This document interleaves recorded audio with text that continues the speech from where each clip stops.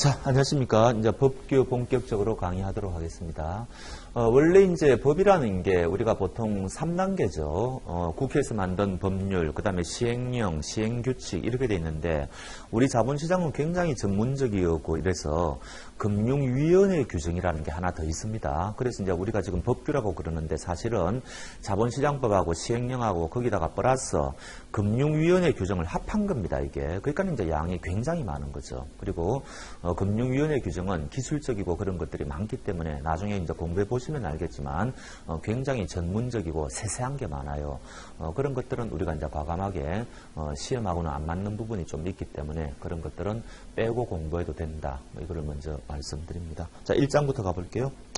여기 이제 1장은 이 총설 부분인데 자본시장법 개관 부분인데 그 2009년도 그 자본시장법이 처음 시행되었을 때는 그때부터 한 2년 동안은 매번 출제가 되었어요.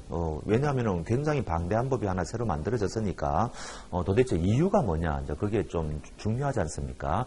그러다가 우리가 2017년도인가 우리 시험 제도가 조금 개편된 적이 있거든요. 그때 또 약간 좀 이게 출제가 되었습니다. 그리고 나서는 이 부분은 사실은 출제 빈도는 약한 부분인데 여러분들이 그래도 기본적인 거는 아셔야 돼요. 그 중에 두 가지 정도는 외우셔야 됩니다. 하나는 소위 말해서 옛날에는 열거주의라는 것을 취했는데 이제는 그게 포괄주의로 바뀌었다. 요거는 뭐 항상 기본적으로 아셔야 되는 거고, 또 하나는 옛날에는 기관별로 규제를 했는데 이제는 그게 바뀌어가지고 기능별로 규제를 한다. 요 두 가지가 핵심이에요. 그래서 요 정도는 외우셔야 되겠죠. 그러니까 이제 출제를 하려면 어떻게 하겠습니까? 이거를 거꾸로 한다든지, 그 다음에 요거를 거꾸로 한다든지, 이제 그런 게 출제를 하겠죠.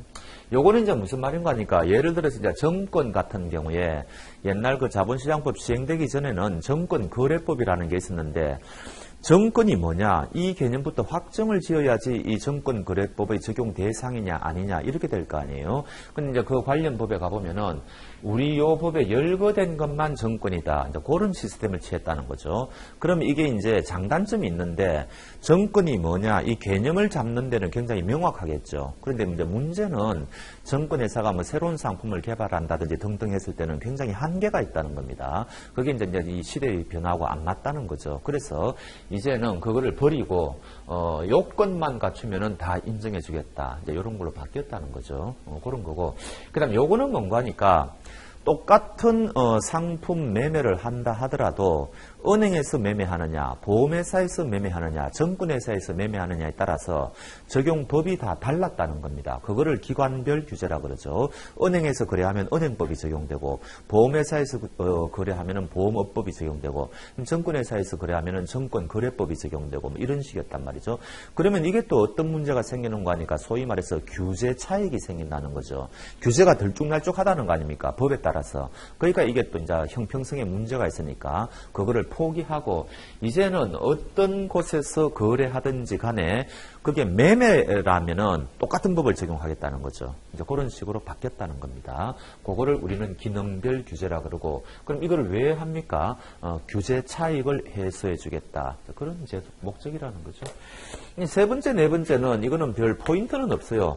업무 범위가 굉장히 이제 확대되었다는 이야기 아닙니까? 업무가 옛날보다 굉장히 범위가 확대되었다는 겁니다. 뭐 지금 투자 권유 대행인 제도도 새로 도입됐으니까 확대됐고, 그다음에 옛날에는 이 정권회사, 선물회사, 뭐 운용회사 이런 게 칸막이가 쳐져가지고 이게 이제 통합이 안 됐죠. 그런데 이제 문제점이 외국계 큰 회사에 대해서 이게 이제 조금 경쟁력이 이제 적다 보니까 이제는 다 같이 할 수가 있게 되었죠. 그런 거 식으로 업무 범위가 굉장히 이제 확대되었다는 겁니다. 그 다음에 이제 투자자 보호에 있어 가지고 옛날에는 뭐 굉장히 미비했다는 거죠. 그래서 이제 투자자에 대해서 이 보호가 굉장히 확대되었다, 이제 이런 거죠.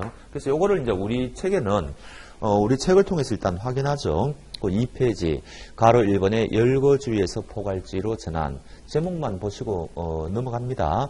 오른쪽에 2번 기관별 규제에서 기능별 규제로 전환, 3번 업무 범위의 확장. 그 다음에 이제 넘겨보시면 4번에 이제 제목을 이리 달았죠. 원칙 중심 투자자 보호제도 도입이라고 되어 있습니다. 요거는 요 말이 이제 더 표현이 이제 더 좋은데, 여하튼 이 책을 쓰신 분은 요렇게 표현을 하고 있어요. 이거는 이제 무슨 말인가 하니까, 우리가 이제 금융투자업이 6가지 금융투자업이 있는데 그 모든 6가지 금융투자업자가 지켜야 될 룰이 있고 그 다음에 개개업자들이 지켜야 될 룰이 따로 있다는 겁니다. 그거를 지금 그 4페이지에 보면은 1번 공통영업행위 규칙이라는 게 나오고 2번 업자별 영업행위 규칙이라는 게 나오죠. 요거를 우리가 제일 위에 보면은 원칙 중심 투자자 보호제도 도입이다. 이제 이런 표현을 썼다는 겁니다.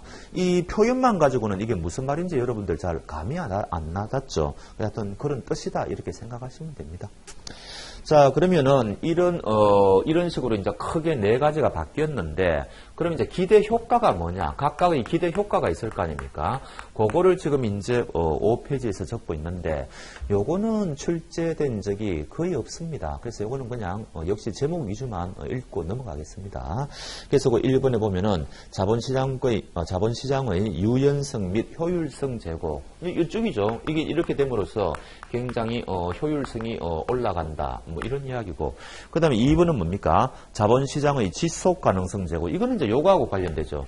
투자자 보호가 강화되니까 투자자들이 조금 이 자본시장을 믿고 이제 많이 들어올 거 아니냐. 이제 요거는 이제 4번하고 관련되는 거죠. 그 다음에 3번에 종합적인 금융투자 서비스 제공 가능은 요거하고 관련이 되죠. 이제는 확대되었다. 겸업이 가능하다 그랬지 않습니까? 그러니까 굉장히 종합적인 서비스 제공이 가능해졌다. 이제 그거하고 관련이 되는 거고, 그 다음에 한 장 넘겨보시면은 금융투자업자의 규제 차익 유인 최소화. 요거는 이제 요거하고 관련되는 거죠. 기능별 규제를 하는 이제 그렇게 되니까. 그래서 요 4가지하고 연결해가지고 그냥 보시면 됩니다. 하여튼 포인트는 뭐라고요? 요 1번, 2번이다. 지겹도록 출제가 많이 된 부분입니다. 그러니까 이거는 뭐 언제라도 그냥 지문 중에 나올 수가 있다. 이렇게 보시면 됩니다.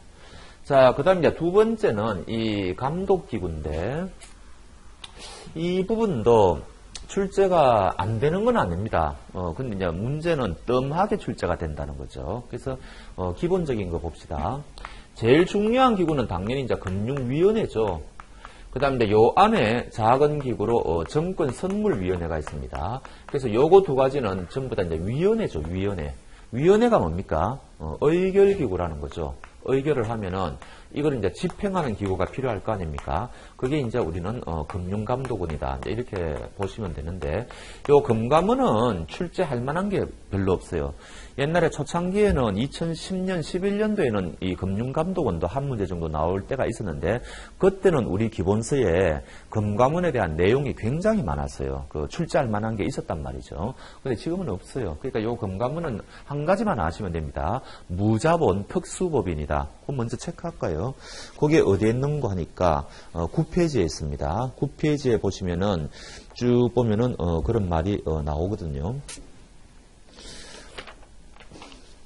1번에 개요해가지고 금융감독원은 금융위 및 정선위의 지도감독을 받아. 이 말은 이제 여기 의결기구라는 이야기거든요. 금융기관에 대한 검사, 감독 업무를 수행하기 위하여 설치되었다. 뭐 그런 말이 나오죠. 그 다음에 2번에 보면 리얼번에 그 말이 나오죠. 금감원은 무자본 특수법인으로 이제 그 말이 나오죠. 그 정도만 보시면 돼요.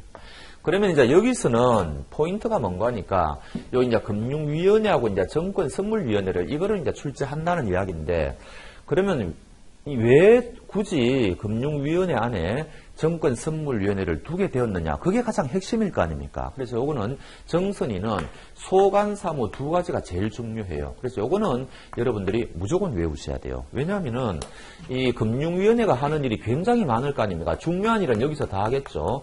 요거하고 요거 2가지를 섞어가지고 문제를 내면은 여러분들이 이거를 외울 수는 없단 말이죠. 너무 많으니까. 그래서 요거를 외우면은 답을 맞출 수가 있습니다. 그래서 이거는 자본시장의 불공정 거래를 조사하는 전담기구다. 이렇게 이제 아시면 되고, 불공정 거래 조사. 그다음 또 하나는 기업 회계와 관련되는 겁니다. 그러니까 무서운 거죠. 회계 어떻게 해야 된다, 제대로 했느냐, 이거를 이제 감독하는 기구라는 말이죠. 그래서 회계라는 말이 나오면은 정선이다, 이렇게 하시면 됩니다. 그래서 요게 요 부분에서는 제일 중요하고, 그 다음 것들은 다 좀 겹다리예요. 요거는 위원이 이제 9명이거든요. 그 다음에 이제 이 행정부 내에서 어디 소속이냐, 그런 것도 출제가 되어 있어요. 국무총리 소속입니다. 국무총리 소속이다, 뭐 이런 거. 그 다음에 요거는 위원이 5명입니다. 그 다음에 이제 요 금융위원회하고 이 금감원장은 여러분들이 유서 보면 아시겠지만 대통령이 이제 따로 임명하잖아요. 옛날에는 이 두 사람이 동일 인물이었던 적도 있었거든요. 근데 지금 이제 다른 거는 상식적으로 아시죠. 그러면 정권선물위원회 위원장은 누가 임명하느냐. 이제 여기 이제 조금 문제가 되는데, 요 금융위원회 부위원장이 정권선물위원회 위원장을 겸임합니다. 그러니까 따로 뽑는 게 아니라는 거죠. 그런 것도 객관식 출제에는 굉장히 좋은 문제죠. 출제하기가 편하잖아요. 그래서 그런 정도 보면은 이 부분은 끝나는 겁니다. 자, 확인 한번 해보죠. 6페이지 1번에 감독기관 나오죠. 1번에 금융위원회 해가지고요. 자, 동그라미 1번 기업번 국무총리 소속이다. 그 정도는 아셔야 됩니다. 그 다음에 동그라미 2번에 조직 보니까 니은번에 금융위는 9명, 정권선물위원회는 5명으로 구성된다. 그런 정도 보셔야 되고, 그 다음에 참 이게 이제 계력이에요. 이제 제가 한 번씩 계력이라는 말씀을 드릴 건데, 리얼번에 보면은 어떤 말이 나오는 거니까, 네 사람은 반드시 들어가야 된다, 뭐 이런 게 나오거든요. 그거 한번 읽어볼까요? 자, 해가지고 금융위원회의 비상임위원 중에서 4인은 당연직으로 기획재정부 차관, 금융감독원 원장, 예금보험공사 사장, 한국은행 부총재, 이 사람들은 비상임위원 중에서 당연직으로 반드시 들어가야 됩니다. 근데 요 중에 이제 요 리얼번, 요 네 사람을 아느냐, 요거를 출제한 적도 있어요. 있는데 거의 의외타 문제죠. 이거는 이제 틀리라고 내는 문제입니다. 그래서 여러분들 중에 혹시 나는 거의 뭐 만점에 가깝게 뭐 받고 싶다, 이런 분들은 이런 거 공부하셔야 돼요. 그런데 그렇지 않고 그냥 기본적인 것만 나는 공부하겠다, 그런 분들은 이런 것까지 외우기에는 너무 부담스럽죠. 그냥 한 가지 말씀드릴게요. 여기 이제 보통 답은 한국거래소 사장이 나옵니다. 이 사람은 아니라는 이야기죠. 그래서 옆에 적어 놓으실 분들은 적어 놓으시고요. 넘어가도 되겠습니다. 자, 그 다음에 3번 운영 다 넘어가고요. 자, 그 다음에 8페이지 4번에 소관사무. 이거 못 외운다 그랬죠. 뭐 중요한 일은 여기서 다 한단 말이죠. 이거 넘어가야 됩니다. 그냥 넘어가셔도 되고. 자, 그 다음에 가로 2번에 정권선물위원회 해가지고 2번에 소관 업무 보면은 기억번 자본시장의 불공정 거래조사 반드시 외워야 된다 그랬죠. 그 다음에 니은번 기업 회계의 기준 및 회계 감리에 관한 업무. 회계 포인트만 잡으시면 됩니다. 그래서 요거 두 가지는 꼭 외워주시라, 이제 그런 말씀을 드리는 거죠. 그 다음에, 여기, 뭡니까? 위원장 부분.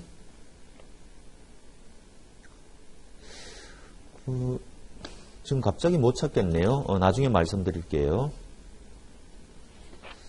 자, 그 다음에 오른쪽에 일단 3번에 금융감독원으로 넘어가겠습니다. 근데 이거 뭐 볼 거 전혀 없다 그랬죠. 다 넘어가시면 되고. 자, 그 다음에 2번에 이제 금융투자, 요거는 감독기관이고 관계기관이라고 해가지고 나오는데, 이거는 정말로 시험에 나올 게 없어요. 그래서 뭐 한국거래소도 있고 뭐 협회도 있고 무슨 예탁결제원도 있고 정권금융회사도 있고 하는데, 이 부분은 우리 시험의 출제 가능성이, 만약에 이 부분에서 출제한다면 여기서 출제하지, 여기서 출제할 가능성은 거의 없다고 보시면 됩니다. 그래서 그 10번 10페이지 제목만 보죠. 한국거래소 시장감시위원회. 여러분들 한국거래소는 자율규제기관입니다. 이거 공적 규제기관이 아닙니다. 그거 1번 개요의 제일 끝에 있죠. 그거 착각하시면 안 되고, 그 다음 어떤 일 하느냐 다 넘어가도 되겠죠.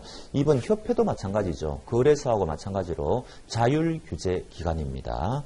그래서 그 2번의 업무 보면은 기억번 제일 끝에 그런 말이 나오고, 그 다음 오른쪽에 3번에 한국예탁결제원. 요거는 이제 나중에 저 뒤에 가면 또 나와요.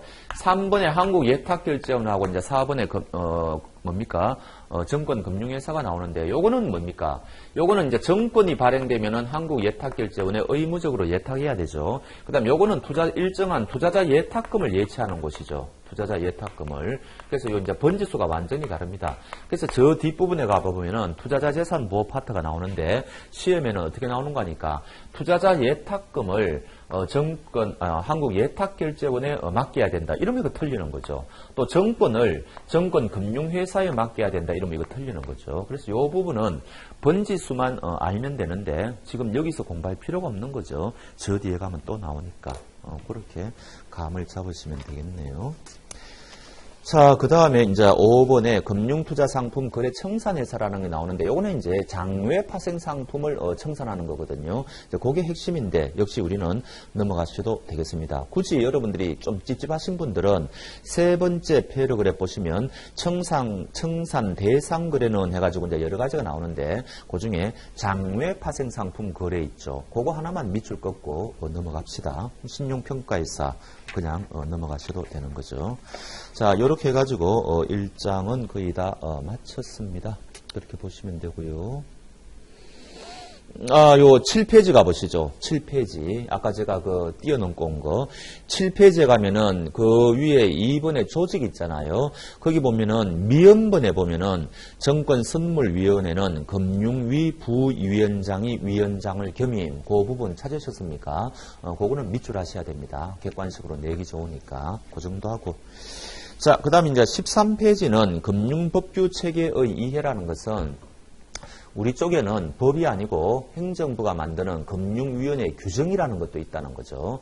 그 이야기를 하고 있습니다. 그래서 1번에 금융법규 체계가 나오는데 전혀 시험하고는 관련이 없습니다. 14페이지도 마찬가지.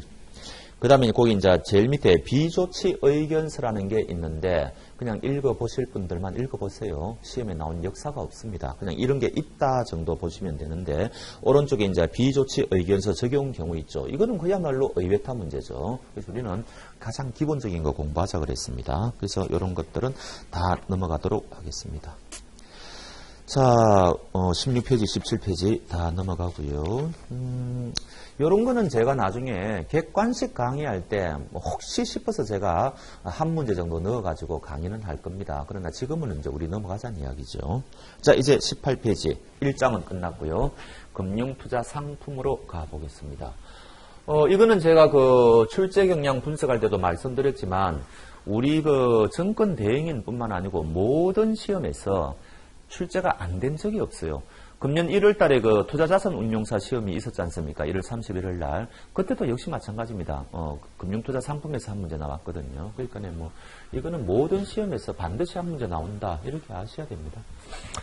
우리가 우리가 실제 생활에서는 여러분들 금융투자 상품이라는 말을 씁니까? 안 쓰죠. 이거는 그냥 법상, 강학상 용어입니다. 그럼 실제는 뭡니까? 우리가 이제 정권에 투자한다. 아니면은 파생상품에 투자한다. 이런 말을 쓰지 않습니까? 그래서 요 정권과 파생상품이 있는데 요 두 가지를 합친 상위 개념을 우리는 금융투자 상품이라고 이제 이름을 붙인다는 거죠.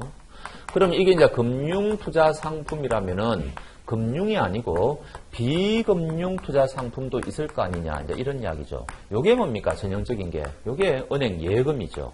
그래서 그러면은 은행 예금하고 이 정권과 파생 상품의 결정적인 차이가 뭐냐, 이제 요런 게 이제 시험에 나올 거 아닙니까? 그게 바로 소위 말하는 투자성이라는 거죠. 투자성. 조금 더 우리가 이제 풀어 이야기하면은 원금을 까먹을 가능성이 있느냐 없느냐 이 이야기죠. 원금 손실 가능성이 있느냐.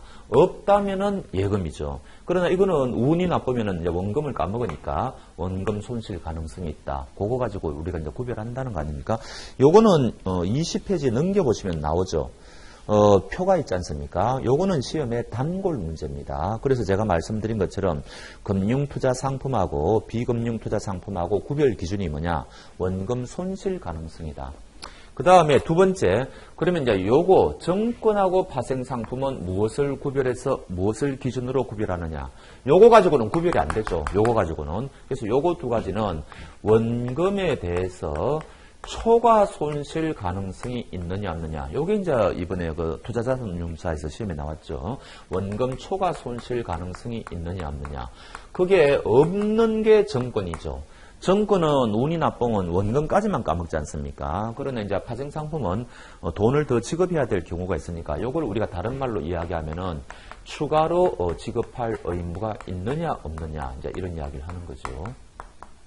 그래서 파생상품은 거기에 있다. 이렇게 가는 거고. 그 다음에, 그러면 이제 좀 이따가 우리가, 그럼 정권에는 어떤 게 있느냐. 이제 6가지가 있단 말이죠. 그 6가지를 우리가 이제 조금, 기본적인 거는 봐야 되고. 그 다음에 이 파생상품은 또 우리가 또 2가지가 있죠. 장내 파생상품이 있고, 장외 파생상품이 있단 말이죠. 그러면 요거는 또 무엇을 기준으로 구별하느냐. 우리는 이제 거래소라 그러지 않습니까? 그런데 이제 조금 더 추상적으로 이야기하면은 정형화된 시장에서 거래하느냐 그렇지 않느냐. 그래서 정형화된 시장, 즉 예를 들어 가지고 거래소 같은 곳에서 거래가 일어나면 그거는 장내 파생상품, 그렇지 않으면은 장외 파생상품. 이렇게 우리가 이제 구별하는 거죠.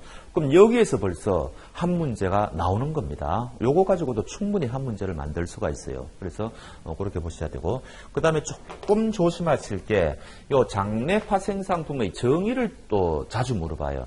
요거는 우리나라의 정형화된 시장뿐만 아니고 해외 시장도 포함하는 개념이라는 거죠.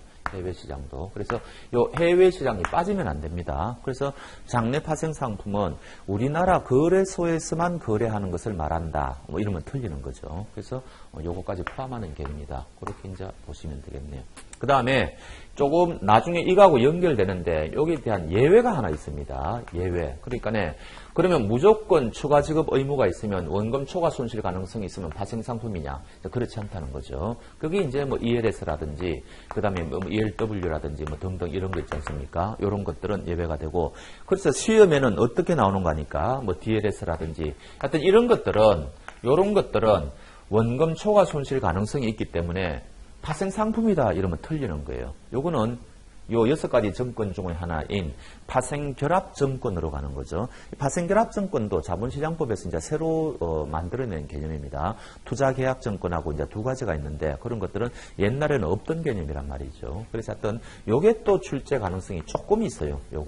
요런 것들은 파생상품이 아니라는 점, 그거를 미리 못을 박는 게 좋습니다. 요까지가 이제 서론적인 이야기예요. 그럼 이제 본격적으로 2번째 들어가가지고, 그럼 도대체 금융투자 상품이 뭐냐, 개념 요소가 뭐냐, 우리가 이제 그 개념 요소 중에 요 한 가지는 이미 공부를 했지 않습니까? 그럼 나머지 이제 2가지가 있는데, 요거는 시험에 잘 안 나와요. 그런데 문제는. 무슨 문제인가 하니까 이제 목적인데, 우리가 이 정권이나 파생상품에 투자한다는 것은 돈 벌기 위해서 투자하잖아요. 그리고 특히 파생상품은 그것 말고도 위험을 회피할 목적으로도 투자를 하는 거죠. 우리가 여기 법규 과목에서는 여러분들이 이 정권이나 파생상품을 1, 2 과목에서 다 알고 공부한 것을 전제로 합니다. 그러니까 우리가 여기에서는 그런 상품 자체에 대해서는 우리가 논의할 필요가 없는 거죠. 법리적인 해석만 하면 되는 거 아닙니까? 그래서 하여튼 이제 우리가 위험을 회피할 목적 이런 건데, 그러면 시험에는 소비할 목적은 아니라는 거죠. 이거는 너무 쉬운 이야기 아닙니까? 그래서 소비할 목적은 금융투자 상품이 아니다. 뭐 이렇게 이제 출제할 수는 있는데 잘 출제를 안 하고, 그다음 우리가 이제 이런 것에 투자를 하면은 우리가 투자자들이 얻는 것은 권리죠. 실물을 얻는 게 아니죠. 우리가 부동산 같은 데 투자를 하면은 실물을 취득하지만 우리가 이런 데 투자하면 어디까지나 권리를 취득하는 거 아닙니까? 그래서 여기 이제 권리를 취득하는 거다. 그다음 3번째가 여기서 말하는 투자성이다. 이 이야기죠. 그래서 이 3가지 개념이 갖추어져야만 우리는 금융투자 상품이라고 한다. 근데 이제 여기에서 이제 또 골치 아픈 게 있어요. 그럼 이 투자성이라는 말은 어떤 투자자가 원본 투자했고 나중에 이제 회수 금액, 회수 예상 금액이 있을 거 아닙니까? 요 양자를 비교해 보았을 때 1억을 투자했는데 나중에 8천만 원밖에 회수를 못한다. 이럴 가능성이 있다는 거 아닙니까? 이게 바로 투자성이 있다는 거죠. 이쪽이 클 수도 있다는 겁니다. 이게 이제 투자성인데, 그러면 요 원본 계산할 때 우리가 처음에 투자를 할 때 수수료 같은 거 떼이지 않습니까? 그런 것들은 요 원본 속에 포함되는 건지 아니면 순수하게 투자하는 금액만 원본이라고 하는 건지 그런 것까지 출제를 한다고요. 이거 의외로 출제가 자주 돼요. 그래서 이거는 반드시 하셔야 돼요. 그래서 아까 제가 말씀드린 그런 것들은 제외합니다. 그러니까 순수하게 투자하는 것만 원본이라고 보는 거죠. 그다음 이쪽도 마찬가지죠. 나중에 우리가 이제 뭡니까? 환매를 한다든지 등등 할 때 또 역시 뭐 환매 수수료라든지 또 세금 같은 거 뭐 이런 거 여러 가지 지급하지 않습니까? 그거는 이 금액에 포함시키느냐 아니면은 순수하게 내가 취득하는 그 순금액을 이야기하느냐 이런 문제가 있는데 요거는 그런 세금 같은 거를 다 포함해 가지고 계산합니다. 그러면 이제 여기다가 이제 제외 대신에 포함을 넣는다든지 여기다가 포함 대신에 제외를 넣는다든지 뭐 이러면 틀리는 거죠. 그래서 요거는 굉장히 기술적인 사소한 것처럼 보이지만은 의외로 이 출제가 굉장히 많이 된 부분입니다. 그래서 이거는 꼭 외우셔야 된다 이런 거죠. 그 다음 이제 두 번째, 요게 제일 중요하죠, 사실은. 요번에도 이제 투자자산에서도 나왔는데, 세 가지는 제외된다는 점. 요거는 이제 무조건 외우셔야 돼요. 요 세 가지 개념 요소를 다 갖고 있다 하더라도 금융투자상품으로 인정하지 않겠다. 거기 이제 세 가지죠. 양도성 예금증서, CD. 근데 그건 이제 원화로 표시돼야 됩니다. 그래서 이제 요거는 너무 투자성이 밋밋하다고 본다. 뭐 이렇게 이제 우리가 이제 여러 가지 이유를 다는데 하여튼 그게 이제 제일 큰 이유고. 그래서 그거 이제 외우셔야 되고. 그 다음 이제 두 번째는 뭡니까?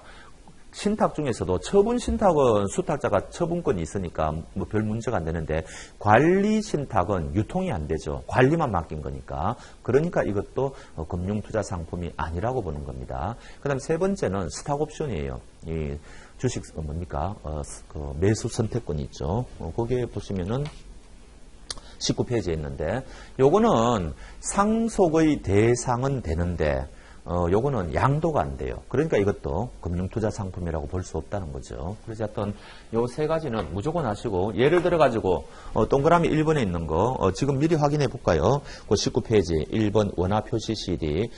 어렵게 내면은 외화 표시라고 해가지고 이제 틀리게 낸 적도 있는데, 그렇게까지 우리 시험에는 안 냅니다. 그냥 아시면 되고, 그 다음에 2번에 관리의 동그라미 하시고요. 관리형 신탁의 수익권. 그 다음에 세 번째 주식 매수 선택권인데 예를 들어서 이제 이렇게 출제합니다. 1번에 원화로 표시된 양도성 예금 정서는 채무증권의 일종이다. 이렇게 이제 하는 거죠. 여기 이제 6가지 정권 중에 채무증권이 있거든요. 그러면 그게 맞다는 이야기입니까? 틀렸다는 이야기입니까? 틀린 거죠. 금융투자 상품이 아니니까.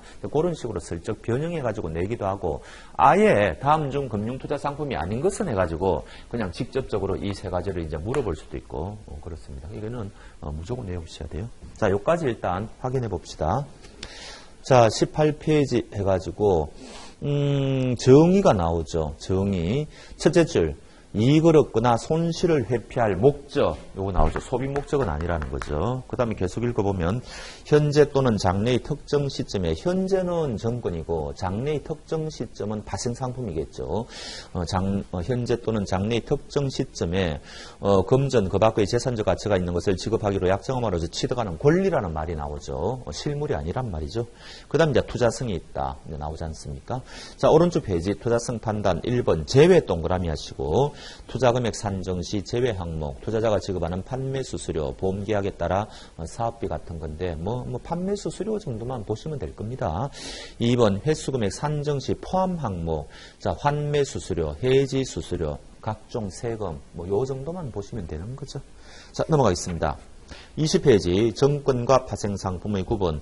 첫째 줄에 뭐라고 되어 있습니까? 추가 지급 의무. 요거죠, 요거요. 요 말하고 요 위에 말하고 똑같은 이야기죠. 똑같은 이야기입니다. 정권 부담하지 않는다. 추가 지급 의무. 2번 추가 지급 의무 부담할 수도 있다. 그 다음에 이제 파생상품은 정형화된 시장에서 거래하는지에 따라 또 이제 나눈다는 거죠. 예외 있죠. 요 이야기입니다. 워런트 같은 거. 제가 미리 말씀드렸죠.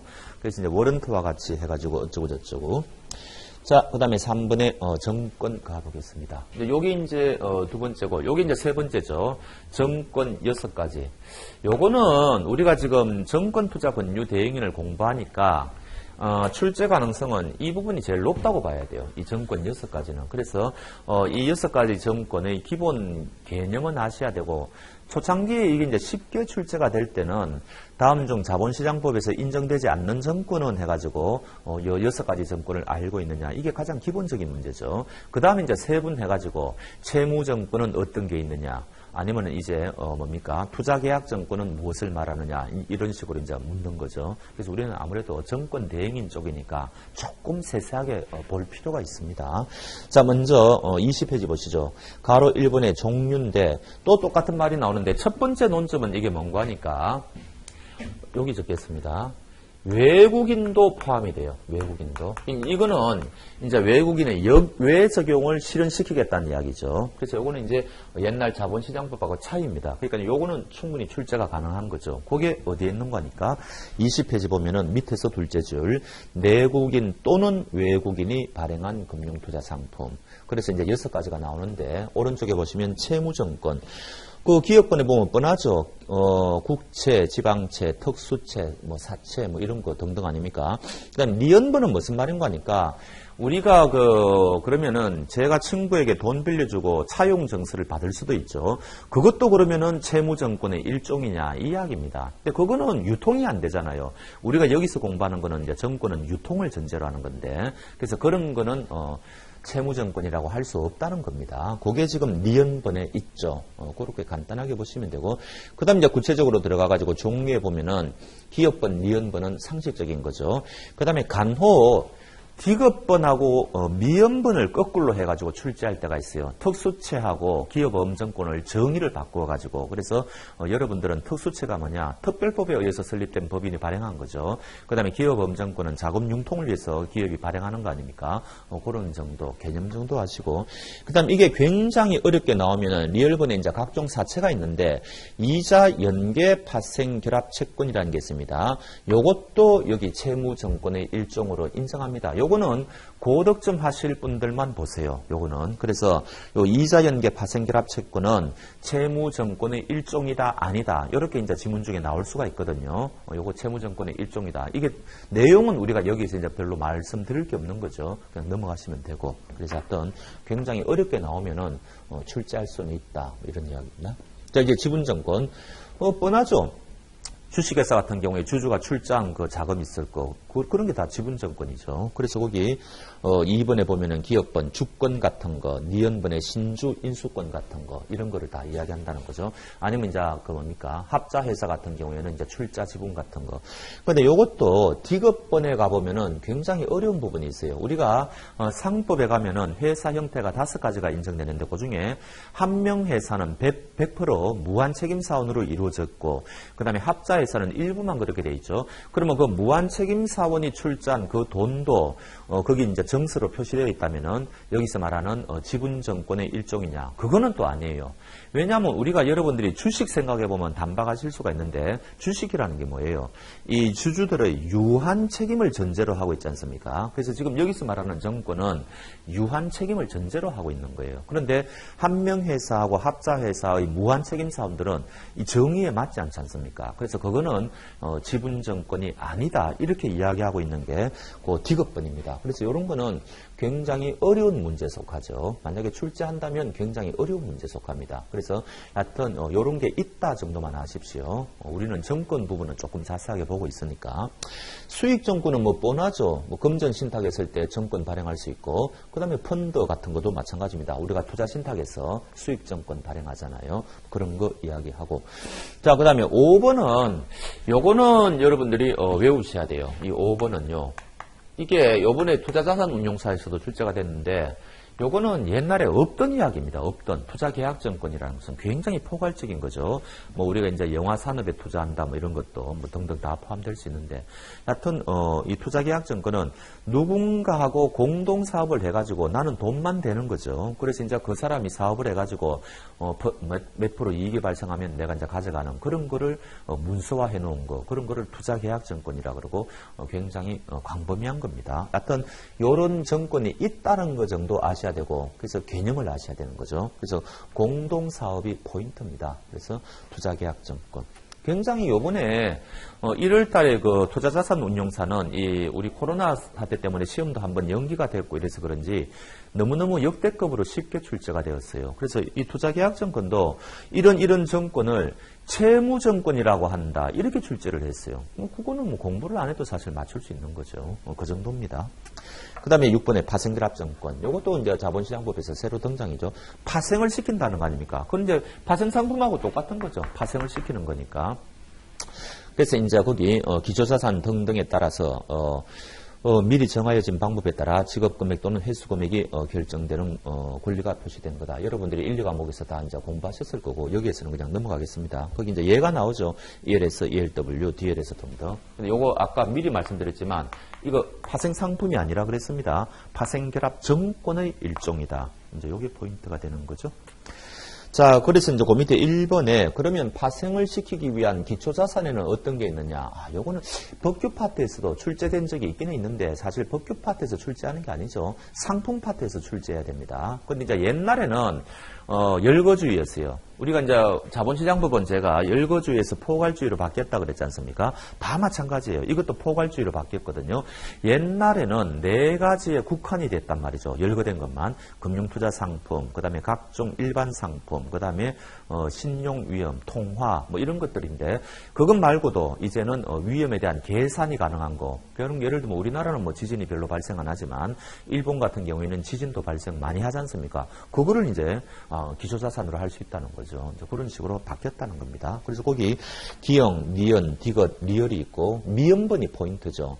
그 밖에 자연적, 환경적, 경제적 현상 등에 속하는 위험으로서 합리적이고 적정한 방법에 의하여 가격, 이자율, 지표, 단위의 산출이나 평가가 가능하다면 다 기초자산이 될 수 있다. 요거 하나 포인트 하시면 되고 요거는 이제 응용 문제로 기억본에 보면은 금융투자상품이 기초자산이 될 수가 있잖아요. 그래서 이제 시험에는 파생상품은 파생결합증권의 기초자산이 될 수 있다. 그러면 그건 맞는 이야기죠.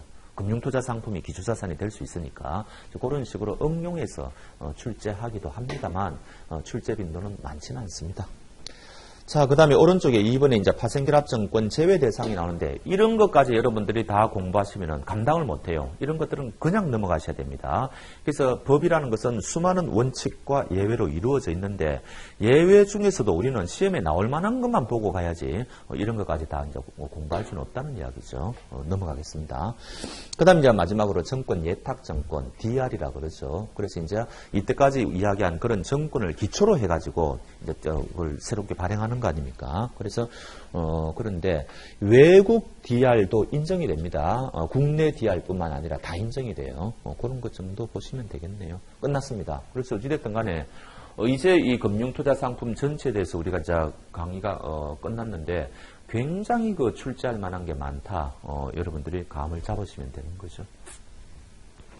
파생상품은 이제 3가지 뭐 선물, 선도 혹은 이제 옵션, 그다음에 스왑 3가지가 있다는 거는 여러분들이 이제 상품 파트에서 다 공부하셨을 거고 우리 법규 파트에서는 출제할 만한 게 요거 하나밖에 없어요. 장내 파생상품의 정의, 요거 해외, 요거 하나밖에 없습니다. 그러니까 다 넘어가셔도 돼요.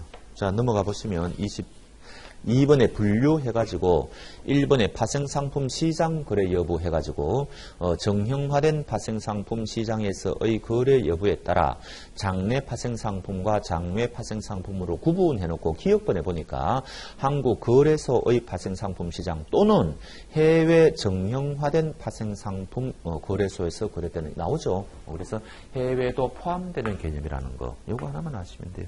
그 다음 이제 2번에 선도, 옵션, 스왑 3가지가 나오고 3번에 뭐 제외되는 게 나오는데 이거는 우리 시험하고는 전혀 관련이 없다.